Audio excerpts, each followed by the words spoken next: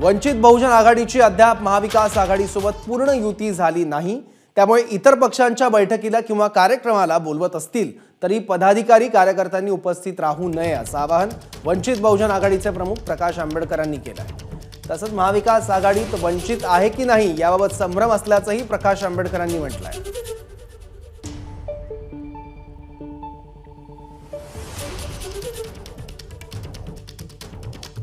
वंचित बहुजन आघाडीच्या सर्व कार्यकर्त्यांना आवाहन करण्यात येत आहे, युती अजून झालेली नाही, तेव्हा युतीतले असणारे पक्ष बोलवत असतील त्या बैठकींना जायचं नाही, कार्यक्रमाला जायचं नाही।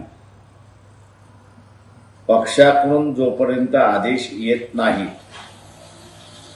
आणि तेही मी किंवा रेखाताई यांनी दिल्याशिवाय त्याच्यावरती विश्वास ठेवायचा नाही।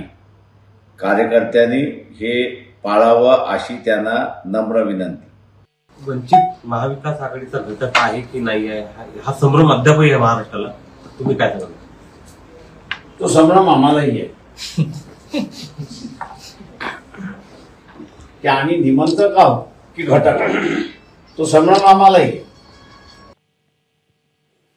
प्रकाश आंबेडकरांच्या या वक्तव्यावर ठाकरे गटाचे खासदार संजय राऊत आणि विरोधी पक्षनेते विजय वडेट्टीवार यांनी काय म्हटलंय पाहूयात।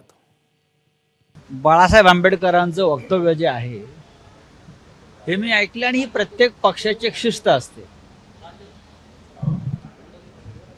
की आघाडीमध्ये चर्चा सुरू आहेत, काही चुकीच्या भूमिका कोणी घेऊ नयेत व्यासपीठावर जाऊन।